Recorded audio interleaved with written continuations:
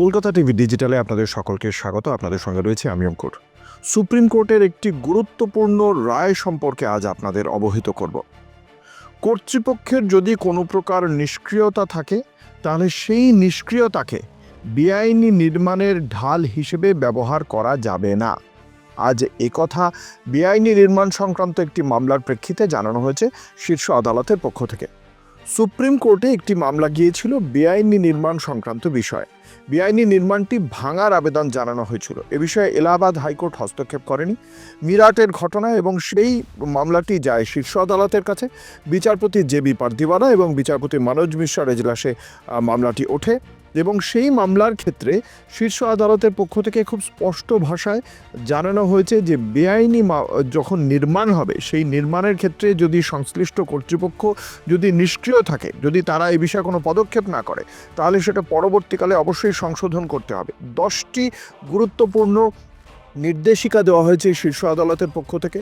এই 10টি নির্দেশিকার মধ্যে অন্যতম গুরুত্বপূর্ণ যে এই যখন কোনো নির্মাণ হচ্ছে তখন সেই বিল্ডার বা আবেদনকারীকে এই মর্মে মুচলেকা দিতে হবে যে যতক্ষণ পর্যন্ত সম্পূর্ণ না তৈরি হচ্ছে ততক্ষণ পর্যন্ত তারা কমপ্লিশন সার্টিফিকেট চাইবে না, এবং তার সঙ্গে সঙ্গে যিনি ওই নির্মাণের যিনি ফ্ল্যাট কিনছেন বা ওই বাড়িটি কিনছেন আবাসনের, সেই ক্ষেত্রে তাদেরকেও কিন্তু তারাও ব্যাংক লোন পাওয়ার ক্ষেত্রে ব্যাংকও আগে নিশ্চিত করবে যে যে কাজটির জন্য লোন নেওয়া হচ্ছে সেই বাড়িটি সম্পূর্ণ হয়েছে কিনা, এবং সেই কমপ্লিশন সার্টিফিকেট থাকার পরেই বিদ্যুৎ, পানীয় জল সংক্রান্ত যে সমস্ত পরিষেবা সেই বিষয়গুলি সংশ্লিষ্ট কর্তৃপক্ষ নিশ্চিত করবে।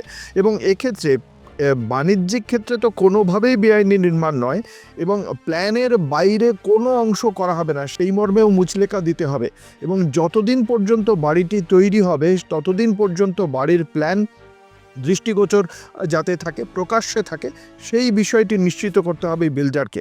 এবং এই যে নির্দেশিকাগুলি দেওয়া হয়েছে তার মধ্যে পরিবেশ কিভাবে ক্ষতিগ্রস্ত হয় বেআইনি নির্মাণের জন্য সে কথা যেমন উঠে এসেছে আজকে বিচারপতি জে.বি. পার্দিওয়ালা এবং বিচারপতি মনোজ মিশ্রার রায়, ঠিক একই সঙ্গে কথা মনে করিয়ে দিতে ভোলেননি আজ সুপ্রিম কোর্টের ডিভিশন বেঞ্চ যে 10টি নির্দেশিকার মধ্যে একটিও যদি মানা না হয় তাহলে তা আদালত অবমাননার সমতুল্য বলে বিবেচনা হবে, এবং সেই বিবেচনার ক্ষেত্রে আদালত সে বিষয়ে পদক্ষেপ করবে। অন্যদিকে প্রশাসনকে নির্দেশ দেওয়া হয়েছে যে স্থানীয় কর্তৃপক্ষ শুধুমাত্র বিল্ডারের কথা মাথায় রেখে বা নগর উন্নয়নের কথা মাথায় রেখে যদি কোনো বেআইনি নির্মাণকে ছাড়পত্র দেয় তাহলে সেই সংশ্লিষ্ট বিষয়ে সংশ্লিষ্ট আধিকারিকের বিরুদ্ধে শৃঙ্খলা ভঙ্গের পদক্ষেপ করতে পারবে স্থানীয় কর্তৃপক্ষ। ফলে এই প্রত্যেকটি বিষয় নিয়েই আজকে যে রায়টা দেওয়া হয়েছে তাতে বেআইনি নির্মাণের ওপর একটা কড়া নজরদারি দেওয়ার ক্ষেত্রে প্রত্যেকটি রাজ্যকে সতর্ক করা হলো সুপ্রিম কোর্টের পক্ষ থেকে। একই সঙ্গে কেন্দ্রকে এ বিষয়ে বার্তা দেওয়া হচ্ছে যাতে বেআইনি নির্মাণ রোধ করা যায়, কারণ এই বেআইনি নির্মাণ হলে স্থানীয় মানুষ অর্থাৎ সেখানকার যারা আবাসিক, তার পাশাপাশি তার প্রতিবেশীরা এবং নগর উন্নয়ন যদি অপরিকল্পিতভাবে হয় তাহলেও যে বড় ক্ষতি হয় সমাজে এবং পরিবেশে, সেই বিষয়েও বার্তা দেওয়া হয়েছে শীর্ষ আদালতের পক্ষ থেকে। দেখতে থাকুন কলকাতা টিভি, রাত দিন সাত দিন। KTV Shorts।